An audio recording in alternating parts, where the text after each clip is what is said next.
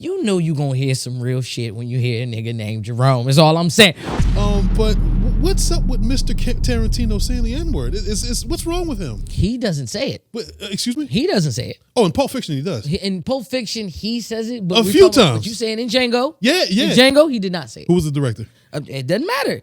Kill Bill, the first one alone, did $30 million. That was the budget. The box office did 108. Okay. Kill Bill 2, still the same $30 million. And I'd like to think that $30 million was in the same. So technically, you got a 2-for-1 price, and you then got 152. So all that together is going to put you at $160 million in the box office. Fun fact is, worldwide, Christopher Nolan grossed in the box office $6 billion with a B. $6 billion that's a lot of money. in the box office. That's a lot of money. His footprint was in his door because you know that he was in the building. He was the director. No. He was the director. Oh, no. He put the pieces together. Oh, no. Yes, he did. No. Yes, he My did. father was a drinker.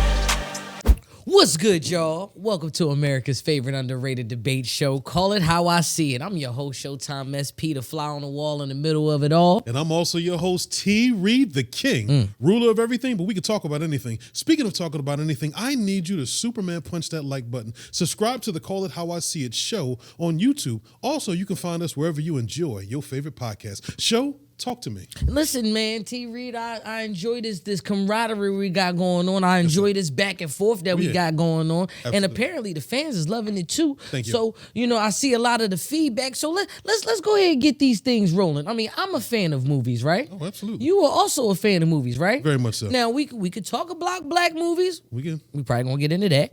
But for right now, I think the challenge this week should be one of your favorite directors versus one of my favorite directors. Okay. And I think what we could do is we could do like a little head to head. So I want to say, who is your favorite director right now? Well, my favorite director, my brother, is the gentleman they call Christopher Nolan. Okay. Yeah, Christopher Nolan is from Westminster, London. He graduated from the University of College in London. He got his first start in 1998's The Following. And unfortunately, the budget was only $6,000. Oh. But he made a flip. It was $126,000 coming back. Okay. But that was only in 98. But we're going to get to all that. All right, we're going to get into all that. All right, well, all right. Let you know what you was working with. Christopher Nolan is a great director. He is. And we could talk about the many movies that he's done. Oh, we are. And I think what happens is I think I'm going to have to enter my new challenger into this fight. And I think for sure, one of my favorite directors is going to be Quentin Jerome Tarantino. That's right. The middle name is Jerome. You know you going to hear some real shit when you hear a nigga named Jerome. Is all I'm saying. My bad. But he's definitely... His middle name is Jerome? His middle name is Jerome. Really? Fun fact. Yeah, there you go. Who that is a fun fact. Who'd have knew? I want to know who his parents is. So what I'm going to tell you, he's from Knoxville, Tennessee. So that makes sense. You know what I'm saying? That his middle name we gonna get is into Jerome. that. He's born March 27, 1963. Yes, sir. We got a lot of things to talk about when it comes to Quentin Tarantino because I know Christopher Nolan has a lot of movies, but the one thing that I want to point out, he's trying to stop at 10. 10 is the movies that Quentin Tarantino want to go for. So I think for the criteria for this fight, because you have a worthy opponent versus my worthy opponent, very worthy. I think we should do it. Let's lay out some outlines. Please, let's talk some stats. Let's talk some stats. Let's talk impact. Yes, sir. And let's talk influence. Right? Please. All right. So with that being said, go ahead. You have the floor. Go ahead, hit me with some Christopher Nolan fun facts. Fun fact is, worldwide, Christopher Nolan grossed in the box office $6 billion with a B. $6 billion that's a lot of money. in the box office. That's a lot of money. His footprint was in his door because you know that he was in the building. And fun fact is, the highest grossing film was Batman Dark Knight Rises. That was the first, the first superhero, first superhero that hit $1 billion. The only person that traveled that was years after, and that was Aquaman. And I think that was an accident because Aquaman wasn't that good. But that's just my personal opinion. I mean, I call it how I see it. Yeah, ain't nothing wrong with that. And as you should. Yes, sir. Okay, so Talk I'm to going to me. put it to you like this. Y'all like that big number, the $6 billion? $6 billion. I could just tell you a few of the things that Quentin Tarantino has put on this table, okay, as far Tell as me. the platform. We talk about box office numbers. Yeah, please. Kill Bill, the first one alone, did $30 million. That was the budget. The box office did 108. Okay. Kill Bill 2, still the same 30 million. And I'd like to think that 30 million was in the same. So technically, you got a 2-for-1 price, and you then got 152. So all that together is going to put you at 160 million in the box office off one movie off of a $30 million budget. That ain't nothing wrong with that. Another great movie that I want to throw out there too is The Hateful Eight. It was $44 to $62 million in budget. They made 156 back on that. Yeah. Reservoir Dogs, which is one of his cheapest movies made, and not one of his biggest flips, but a flip in its own. And that was $1.2 million on there, and then he got his 2.9 back. That's double that. So anytime you could put money out and you get double or plus more back, we can get that. There's other movies that I want to throw in there, but I kind of want to go one by one or play by play when we throwing them challenges. Well, go you know with what your I'm saying? favorites because I got my favorites. All right, well, I'll tell you what. One of my so I have a top 3 when it comes to my Quentin Tarantino films. I like that. I like that. For me, the top 3 films that I got for Tarantino is going to be at a strong number. At a strong number 3 is going to be Reservoir Dogs. Okay. Reservoir Dogs is his cheapest movie, but to me, I feel as though that one of the stats that Quentin Tarantino brings to the table is that he can get you a closed environment, but he still can tell you a $1 million story. Yeah. Think about in Reservoir Dogs, you don't really know anybody's names. It's Mr. Blonde, Mr. Pink, Mr. Red, Mr. Blue, Green, Brown. That's all you really know them for. And you understand that there's a rat amongst the play. When I tell you Tarantino builds the story, not only is he building the story in that closed environment, he building suspense. And when I say build suspense, have you seen a movie by the name of Inglourious Bastards? I did. Okay, so in Inglourious Bastards, now it is one of those movies where it's a little rough because if you're not a World War II fan or if you're a World War II buff, you notice that there's a little glorification towards a certain person. But I think when it comes to Adolf Hitler, as influential as he was to make a whole continent, a whole country go with what you're saying, there's got to be different peoples that can convey that message. And let me tell you something about Christoph Waltz. When he played Adolf's right-hand man that's going around killing people, that beginning scene in Inglourious Bastards, oh my God, you sitting at the edge of your seat. That's just another one. That's my number 2 for Inglourious Bastards. And my number 1, because I got the ace in the hole, and I know what you're going to say about my mans, but just know that my number 1 movie is Django Unchained. Just know that. He's from where again? Oh, yeah, he's from Knoxville, Tennessee. And his middle name is? Jerome. So you know excuse my French, ladies and gentlemen, some nigga shit fitting to happen. Go ahead, give me some of your favorite Christopher Nolan films. Well, before I start, because I have to study my formidable opponent, and you were right, man. I mean, Pulp Fiction was a good movie. Absolutely. That was $213 million. Yes, it is. That was really good. But I could not find his grossing of all the movies. I don't know why. Yeah, it's a little scatterbrained. Yeah, I don't know if they didn't want to put that, if he wasn't important, if they didn't care. But if you would like to know. Yeah, and like me. And also, that's Django Unchained was a good movie. Don't do it. I like do it right now. But what's up with Mr. Tarantino saying the N-word? What's wrong with him? He doesn't say it. Excuse me? He doesn't say it. Oh, in Pulp Fiction he does. In Pulp Fiction, he says it. But a few times. But you saying in Django? Yeah. In Django, he did not say it. Who was the director? It doesn't matter. It's funny you mentioned. Do you want to do this right now? Who was the director? Do you want to do this right now? Who was the director? Let's do this right now. So it's funny that you say that Quentin Tarantino uses the N-word a lot, right? And that's fine. And it is. Is it fine? It is a hate. I'm gonna tell you why it's fine. Okay, Please tell you why it's fine. Please tell me. Because when you understand the N-word term and how it's being used, it was mostly used in a derogatory form or fashion. And he figured that in one of the movies he could use it in the most form of fashion. He didn't say it himself. And that would be Django Unchained. Oh, but it's such a derogatory term. It's such a derogatory phrase. But when you watch Django Unchained, the first thing you think about is, I hope this nigga kill everybody in this movie. And guess what? He do.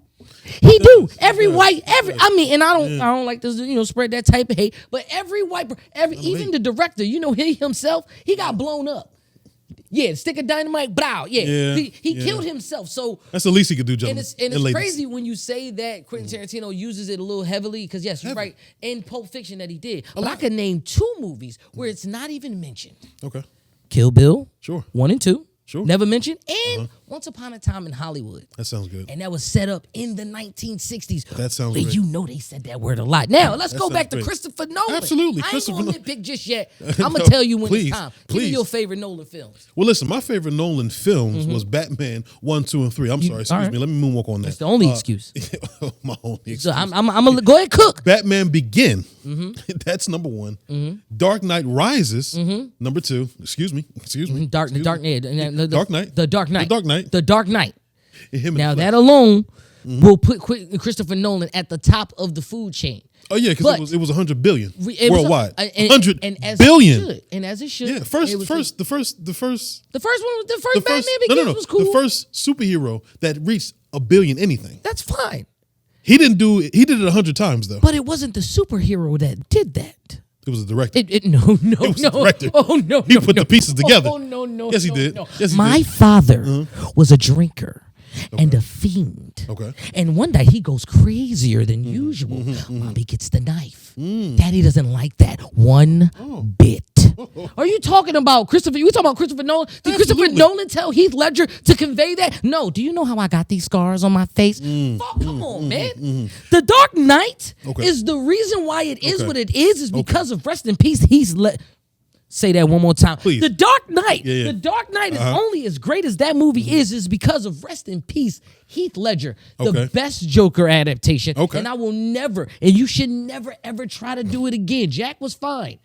We're not gonna talk about Jared, but Joker in that the bank heist in Dark Knight, fire. My bad, but I just wanted to throw that out. Absolutely, there. It wasn't Chris. It wasn't Chris. No, it wasn't Chris. No, it was Heath Ledger. No, it was that definitely set that tone. Hey, listen, when the choir sounds good. That's the choir director. Of course, the collective voices come with it, but that was the choir director. Keep going.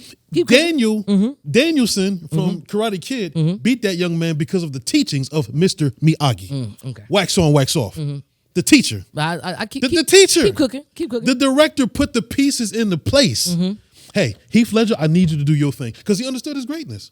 He understood what he was doing. He understood what he was capable of, and he was coming off a bad movie career, was he not? Was he he almost got overlooked from that scene? Didn't I hate about you. And in my opinion, Jack Nicholson was the best Joker because at that time, Joker was not a sinister, crazed lunatic. He was a jokester that lost his mind, fell into acid, and came back even more dangerous than he was before. But they had to put a spin on it because Christopher Nolan, to his genius, had to implement his own version of Joker. He had to implement his own version of Batman. He had to implement his own version of the villains all across the board. And then he's known for that. Matter of fact, so much so that he inspired the Russo brothers to implement their own stories that started the Marvel Cinematic Universe. That's not even canon to the comic books. So that was an inspiration from from Christopher Nolan to the Russo brothers. Okay. That was $1 billion movie. Now, you said that was the reason. The next movie, Dark Knight Rises, was $1.1 billion. Okay. And that was from my man Bane. And that's fine. Bane. Okay. Bane, that was the one, and you know how I love characters that talk to people, that speak to their souls, that give them an opportunity to rise from the ashes. Yes, absolutely. What would get up first? Absolutely, Your absolutely. spirit? And the fact of the matter is that he brought out Ra's al Ghul's plan from the first Batman. It was a little. Wait, hold on a minute. It was I a didn't cut little you off. foolproof, but keep going. Go ahead, my bad. Let me be the director and cut this movie real fast. Go At ahead. the end of the day, that man was putting pieces into place. When Bane was telling everybody, "I need you to rise up from this corrupt city," The corrupt. Not only that, he set people free. He let Gotham feed off of Gotham, put them in a situation where they can judge each other, and he still had that bomb to blow up Gotham. So he had them enjoying Gotham just a little bit. And Christopher Nolan is so good that we're still looking for another Batman because he left us on a cliffhanger, didn't he? Well, hey, when Robin discovered, when Robin discovered the Bat Cave. What happened after that? Nobody knows. Nothing happened after that. Exactly. Yeah. When Batman took that bomb across yonder and dropped it off, Go ahead, and dropped it off, Go ahead. Keep and dropped it off, did you really know what happened to him? Because I don't know either. First but of all, Alfred saw him. Hold on a minute, brother. Hold on a second. It doesn't make sense. You mean to tell me Batman put the plane on autopilot, had enough time to jump out of the plane, then jump into a body of water, swim back to shore, wherever it was. Talk to me. Meanwhile, the bomb that went off was at a 400-mile radius. Was that above the water? Nigga, please. Was that above the water? All I got to tell you. Was that bomb above the water? Bane, to make the villain. Yes, sir. In Dark Knight Rises, to make Bane the bad guy, and then to just kill the nigga a third into the movie, right while he was cooking. He was in the third act. Remember, they just killed him. Remember? Who said he was dead? You seen him get shot. You seen him get shot. You didn't see him die. Anyway, only person you seen pass away was Ra's al Ghul's daughter. Listen, the only thing you seen that in the truck. Only thing that we could talk about. Don't you play with Christopher Nolan? That's okay. Don't you mess with Christopher Nolan's Go ahead. name. Give me another one of your damn Christopher Nolan. Today's episode is brought to you by Hauler's Haven, revolutionizing the truck driver's experience at every stop. Make sure you follow the website at haulershaven.com and follow on all social media platforms, and make sure you use that hashtag Safe Stops Ahead. Please, so I can, cause I'm you naming the good stuff. Naming the good I'm going to name some more good stuff. I'm going to name Inception, which grossed $828 million. Did Quentin Tarantino see that much money? In what? $828 million. So much. A fun fact that in the college where he graduated from, he shot a scene in there that Leonardo DiCaprio did such a great job, along with Tom Hardy, and along with. You talking about Inception, right? Inception. Yeah, it was him, Tom Hardy, Joseph Gordon-Levitt. Joseph Gordon-Levitt, absolutely. Just to name a few. Just to name a few. I just had to help you out. Hey, listen, man. Because I watched it. I'm glad you Inception is one of my favorite movies. Ooh, it is. Okay. It is because, but but you also know, if y'all have watched this show before, y'all understand that I love The Matrix. So anytime where you're gonna do some shape shifting of the world, or telling us that the world that we're living in is some type of simulation, it's gonna be dope. Absolutely. Christopher Nolan made Inception, and it was crazy. But I do ask you one question. Talk to me. What exactly was the plot of the movie? And that's the question I'm gonna ask for a lot of Christopher Nolan movies. What was the plot? There's always a lesson being taught, but what is the plot of Inception? The plot of Inception is for you to always live out your dreams. Do not. That's a lesson. Do not. What's the plot? Do not wake up too early. Do not fall bullshit too fast. Bullshit. Do not. Bullshit. Can I say do not fall victim of the shapeshifter? All right, okay. So talk to me. You want me to talk to me? I'm gonna help you out too, because like I said, help me. You help Mr. Quentin Tarantino. Oh, don't worry. Help Mr. N-word himself. Oh, don't worry. I got help the Mr. guy QT. Help the guy from Tennessee. Mr. QT. Help Jerome. Help that man. Yeah, He's confused. That's my man Jerome. He's saying the N-word too loosely. Now you like Eminem too, don't you? Oh, I love him. He likes Eminem. One of the greatest. And he likes Quentin Tarantino that says the N-word. Well, let me tell you something, Mr. Nasir Lover. Okay, there was another movie. Now Inception. Now Inception being one of the great movies that I do enjoy, and the answer to what is the plot of Inception is Leonardo DiCaprio was just trying to figure out whether he was home or he was still in a dream. The dream was within a dream. Then we get to the third act where we got to go into a dream that's inside of another dream. Then we got to kick ourselves out of that dream while that dream was a dream. Then they ask the question at the end of the whole movie, was this all really a dream? Bullshit. There's another movie that Christopher Nolan has that is one of my personal favorites. But, okay, go ahead. Ladies and gentlemen, let's did I not say anything about waking up? And he said what I said. We got to wake up. Exactly. He said what I said, long fuse. Hey, listen, ladies and gentlemen, like, comment, and subscribe on the Call It How I See It show on YouTube. Please make sure you Superman punch that like button. Right. And you can find me on all social media platforms. That's T-Reid the King. All one word. T-Reid the King. No underscores, no equal signs, but use your equilibrium to punch in T-Reid the King on all social media platforms. It's funny you mentioned equilibrium. Go ahead. Because I could now think of another Christopher Nolan movie that I could just go, that don't make no sense. Tenet. Oh. Yeah, yeah. Christopher Nolan made Tenet. Yeah, that loud ass sound blasting movie that, in retrospect, looking back at it, it doesn't quite make any sense on that form of fashion either. It was dope. It's once again, the reason why I mentioned Tenet and Inception is because it's a lot of the shape shifting in the world, the reality changing. Absolutely. But in Tenet, I really don't know the plot of that movie either. Like I'm enjoying everything that's happening, but I really don't know the plot of this movie. What is the reason why this movie's being made? You know what I know? What you know? It was $371. $371 million in the box office. That's what I know. Wait, hold on a minute. Hold on a minute. Go ahead. 213 was his high. That was Quentin Tarantino's highest growth. Matter of fact, I'll give you another fun fact. Christopher Nolan is worth $250 million. That's nice. That's his net worth. That's amazing. That's amazing. You know what's even amazing? What? Your boy Jerome is only worth $150. Your boy Jerome. Tell him to get his cake up. Okay, well let's talk about my homie Christopher Tarantino. So when it comes to movies, Quentin. and oh yeah, QT is what I call him. That's because that's my man's.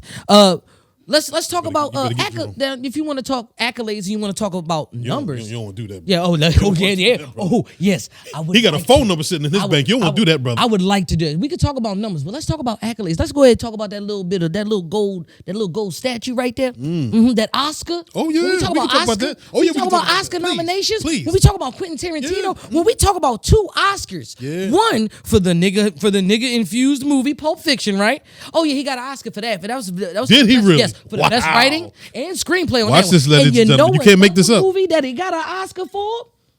The heavily nigga related in the nigga movie, the Django got a whole Oscar for that thing because it tells a story. When you're doing a screenplay, when you're doing a screenwriter, there's a beginning, there's a middle, there's an end. There's so like Quentin Tarantino was so into these stories. When I tell you he's so into these stories, you'll be so engulfed in the suspense. Then once the scene ends, then you hear a voice in the background goes, "It's now at this time, and now we realize that so and so has planted this thing inside of this thing," because that's what happened in Hateful Eight, because we didn't know what was happening. So then he has to explain, before y'all figure out what's going on, let me tell you the little twist right now. There's poison in this soup right here. Let me tell you something here. Your man's right here, he might turn, but the question is, if he gonna turn, how is he gonna turn? That's an Inglourious Basterds. For sure. We know the plot of Django Unchained. If you don't know, allow me to tell you, the man, he escapes from slavery. He helps a bounty hunter. He falls in love, but him and the bounty hunter get a bond that's so tight being bounty hunters that now the white bounty hunter, or the white savior as y'all want to call it, whatever, decides to help You know all him about that, don't you? go get his woman. Yeah. Go get his woman. He said, listen, I don't care how this go down. I'm going to help you go get your woman. And then, just when you think that white savior happens, because he decided to not want to shake the other white man's hand, he pops that man. And then he gets popped. Now the movie's on Django. They had him. Now that's what I'm saying. This is when we talk about that. Now, if you want to talk about Inglourious Basterds, there was a situation where it was infiltrated, where some of the guys from the American I didn't Army. want to talk about Inglourious Basterds. I'm just saying, listen. Oh, Inglourious Basterds. I'm letting you listen. I'm letting you cook. Go ahead. When I tell you I'm gonna say that to say, Talk to me. Is when it comes to writing that story and that playwriting, when it comes to actually doing that, let's not talk about how in Django Unchained, Jamie Foxx did his thing. It's great that, Jamie Foxx goes through and smokes every single person in that movie. Yeah, Jamie Foxx is talented. Let's talk about your boy Leonardo DiCaprio. Oh, yeah. Let's talk about the fact that the reason why my man got The Revenant is because of how dope he was as Calvin Candy. In this movie, you loved and hated Calvin Candy. Okay, I didn't love that character. That's your position. I didn't love that man. He said, "I heard you were offering the niggas that you want to fight." He said, "Well, I don't offer the niggas I want to fight." What? Ladies and gentlemen, do you hear this? Listen, is this your king? This is from you. This is from the. Listen, ladies and gentlemen, in the comment section, please, if you're going to make a decision, please go with a royal decision. Don't join the circus. I mean, don't join the show. You join the show. Listen, because you're gonna understand when I talk about when ahead. I say it's telling a story and building a suspense. Those are two things that Quentin Tarantino even makes it clear in every single movie that this is a story that has to tell. There's a beginning, there's a middle, and there's an end. And last but not least, you know, in a Quentin Tarantino movie, where we not debating if we talking about Nolan versus Tarantino action scenes. Oh, yes. Nigga, please. Yeah, listen, Christopher Nolan steals the show. Matter of fact, the fact of the matter is... Wait, what? Listen, hold on. I'll let you cook. Go ahead. I didn't say nothing. I didn't chop the table. I didn't leg drop anything. I didn't stop the scene. I didn't say, hold on. Go ahead. I'll let you cook. And let's go back a little bit. You said that he does beginning, middle, and end. In Pulp Fiction, he did none of that. At last time I checked, John Travolta died in the middle scene. Yeah. But then at the end, he walks away with Samuel Jackson.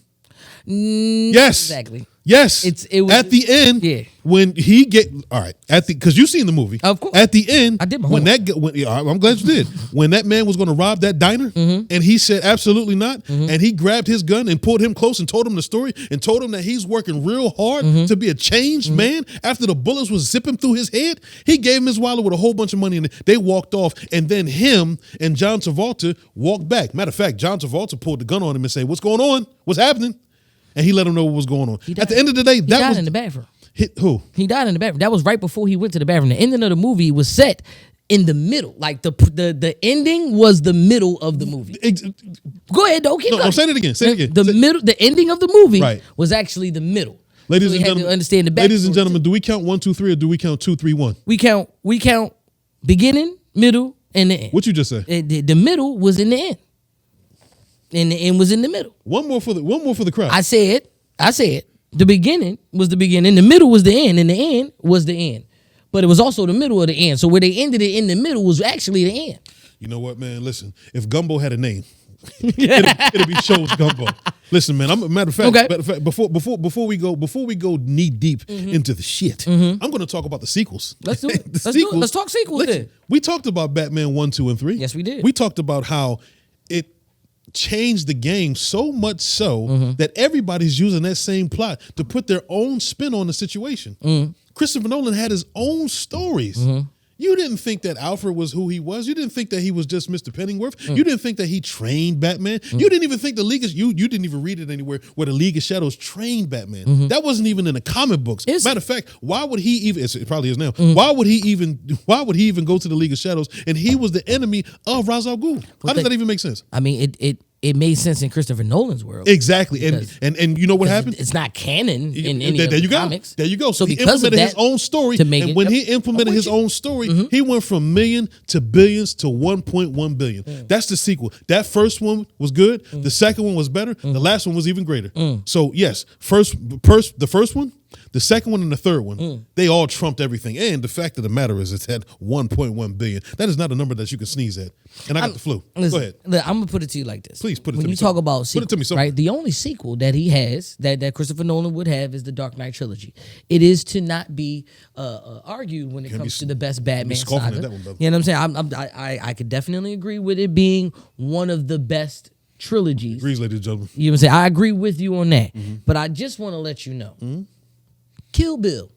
Volume 1, you know what? and Kill Bill Volume 2. You son of a bitch. When we talk, we was just talking about action, right? We did. We were talking about action. Yeah. This ain't nothing more action than that. Move your big toe. Yeah. You understand what I'm saying?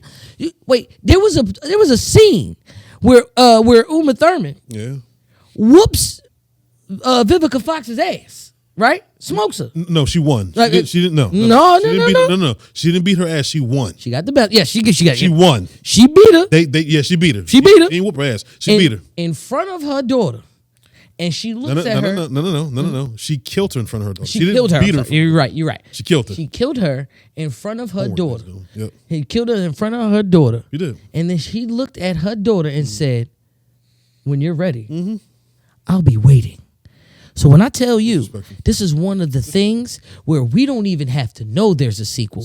It better be. It goddamn better be a sequel to Kill Bill 3. End it off with the third one on that third trilogy. Now, I'm going to say this too. When you talk about sequels, even though Christopher Nolan has that trilogy, all through Quentin Tarantino's movies, there is homage. There is some type of drawback or kickback to a certain other movie or homage to another movie that he's done.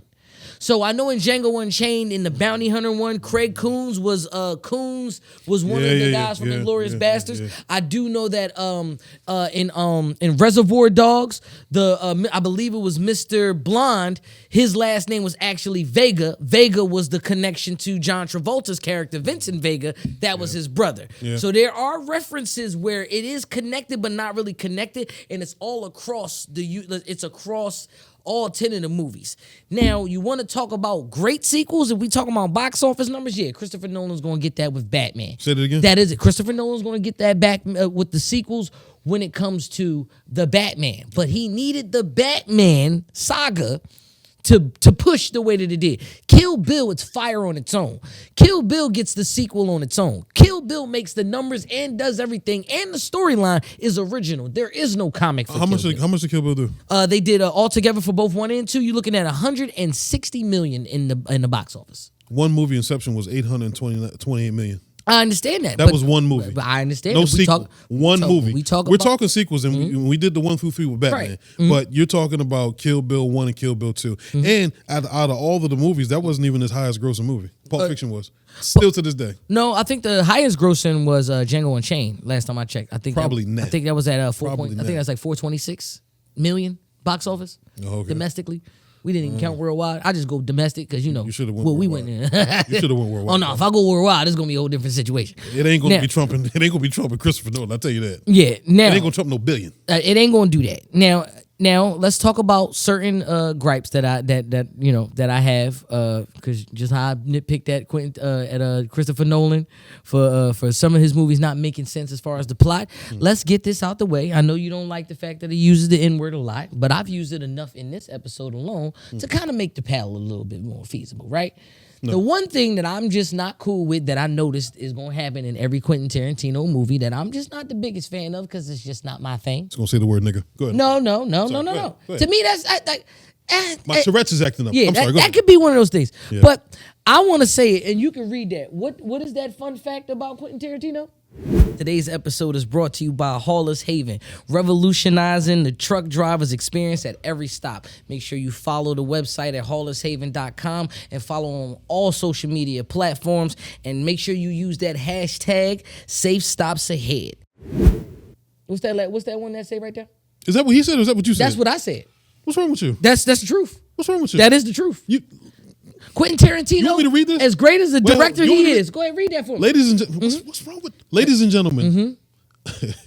The other half of Call It How I See It said, yes, this nigga love feet. He does. Quentin Tarantino is a big foot fetish guy. You can kind of tell, and you can just name any movie.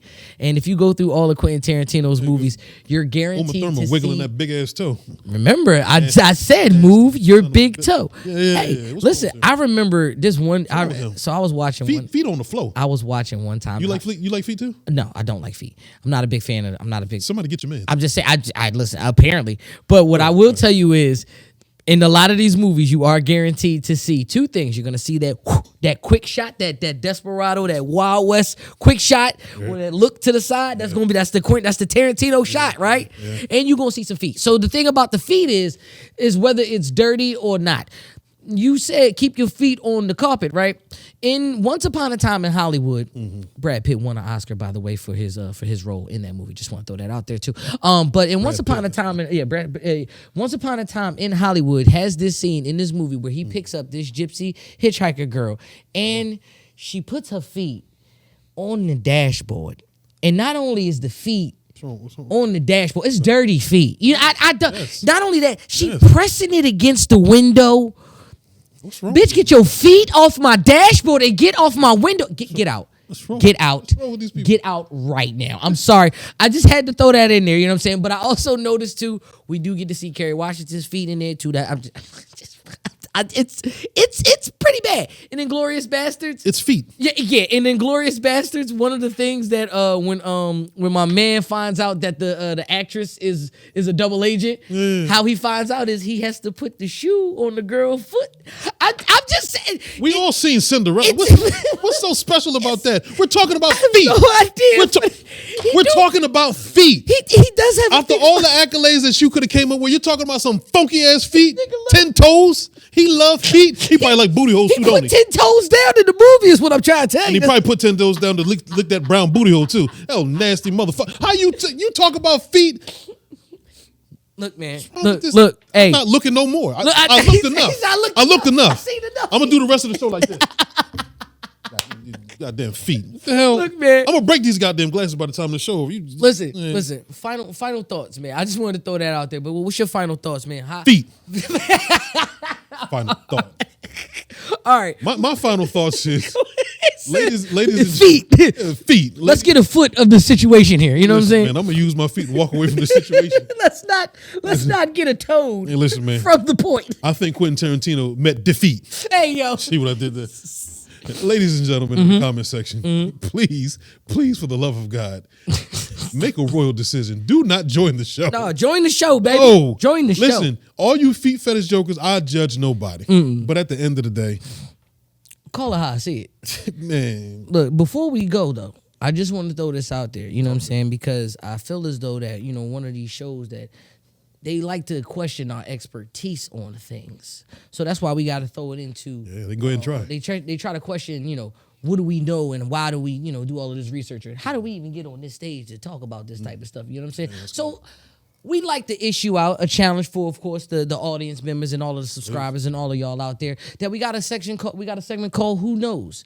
These questions will come from you, the people. But ladies and gentlemen, whenever you get an opportunity in the comment section, please make a royal decision. Do not join the show. Join the show, man. But please do whatever you want. Do whatever you want. I'm happy to see what you're gonna pick. Look, man, I want to tell you that I enjoy these type of debates between me and you. You know what I'm saying? So I feel like call out to the fans. If you what was it again? With the rulers.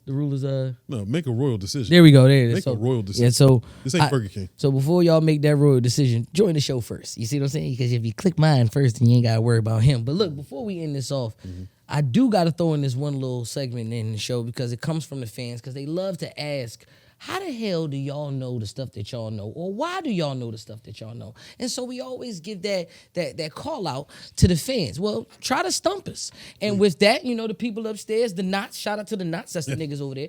They said, well, let's make it a thing. Let's make this a trivia show. For this segment, we're going to call it Who Knows? These questions comes from you, the fans, and they are meant to stump me and you, T-Reid. And I believe they can try. They could definitely try. So in this segment, we're going to get the question from the Knots. And as soon as I get that question from the Knots, they're going to ask us. Now, neither one of us knows these questions and neither one of us knows these answers. That's the reason why the game is called Who Knows? Who knows? Oh. Would you look at that? All right. You set the alarm? Yeah. I didn't set the alarm, but what had happened was they had sent that to me from the skies, and I guess it scared the hell out of me. You know what I'm saying? The Knots got you. Now, the Who Knows question comes from Shafrika from Philadelphia. The question is, name the artist and song for this 90s classic verse. Well, I tried to tell you so. Yes, I did, but I guess you didn't know. As the saddest story goes, baby, now I got the flow. 'Cause I knew it from the start, baby, when you broke my heart. That had to come again and to show you that I'd win. Shafrika, what the hell was that? I don't know. She's obviously in the age of in the 40s. She got to be 40s. Yeah, This is 90s hit classic. She may be my age. Well, I tried to tell you so. Yes, I did. But I guess you didn't know. As the saddest story goes, baby, now I got the flow. That's a good question, Shafrika. That's definitely one of those. Shafrika, that was good. I'm gonna have to ask the question. What what group that came from? I feel like it came from a type of group. I'm going to take a shot at it, Shafrika. And I'm not saying your name because it sounds funny. But I'm going to say Outkast. Really? I'm thinking Leaders of the New School. I'm thinking like Tribe Called Quest-ish. Like I'm thinking like the Yes I Did part comes in like somebody, like it was ad-lib, but it came from the crew. Okay. Yeah. You might have got us on that one. You might as well got us on that one. Stumped us on that one. Wow. That's disrespectful. Wow. That's, so considered us. That's crazy. So considered us really? Stumped. All right. So we just got word from the Knots that we got stumped. All right. And that's one of my yo. It's from Return to the Mac. That's the song that comes in when I walk in every building. Listen. Oh, because so the thing is the question. Talk to me. Now when you say it, yeah. If you sing it, okay. Well, I tried to tell you so. Yes, I did. Hey man, listen, I love getting these type of questions. Listen, Yes. but if y'all feel as though the y'all can stump us and it was that kind of easy because I didn't want to know, I'm pretty sure that y'all even figured that out. Absolutely. You know what I'm saying? But definitely submit your questions to the Call It How I See It email. It's gonna be callithowiseeit2024@gmail.com. Please, we love these type of questions. Love them.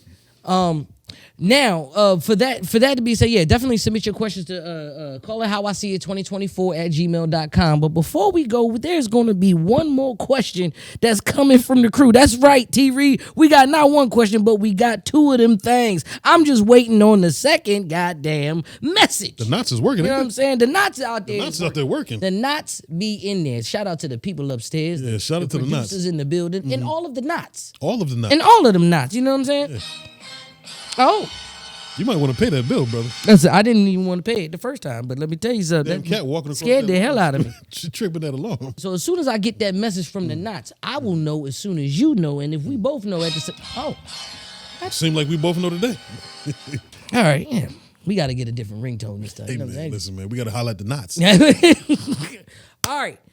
Question from Danielle in Houston, Texas. Okay. Name that movie. Save your tears, honey. You never had a chance. Coffee is good with cream, but it's better when it's black. Sound like something I told my wife last night. Hey, yo.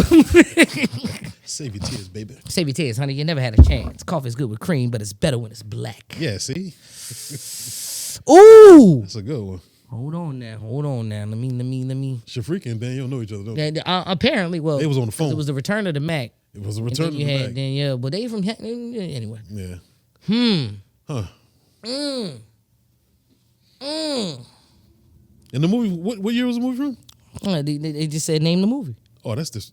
Right. Save your tears, honey. You never had a chance. Come on, Danielle. Coffee is good with cream, but it's better when it's black. Come on, Danielle. That could have been from Humphrey Bogart. Save your tears, see? Why do I feel like Pam Grier said that? I feel like Jackie Brown?